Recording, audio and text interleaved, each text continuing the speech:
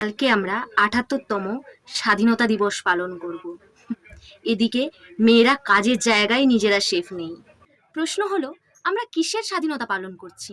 কাজের জায়গায় একটা মেয়েকে রেপ করার স্বাধীনতা, নাকি রেপটাকে সুইসাইড বলে ফ্রেম করার স্বাধীনতা? ইনজাস্টিস হয়ে যাচ্ছে জেনেও চুপ করে থাকার স্বাধীনতা, কি যতক্ষণ না নিজের বাড়ির কারোর সাথে হবে ততক্ষণ চুপ করে থাকার স্বাধীনতা, ততক্ষণ চুপ করে কিছু না বলে বসে থাকার স্বাধীনতা? ধিক্কার জানাই এরকম সিস্টেম আর সোসাইটিকে। মেয়েটির মায়ের জন্য না খুব একটা সহজ হবে না ব্যাপারটা। মেয়ের এই ভয়ানক বিষণ্ণ এক মৃত্যু কোনো মাই মেনে নিতে পারবে না। আমরা সবাই চাই এই ক্রিমিনালগুলোর যেন সব থেকে কঠোরতম ভয়ানক শাস্তি দেওয়া হোক। কোন শাস্তি হোক যেন এরকম কাজ করার কথা তারা ভাবতেও না পারে, কল্পনাতেও যেন না আসে।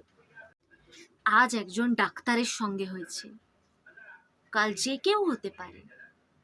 Speak up, we want justice. Rest in peace Moumita the, we will never forget your brave.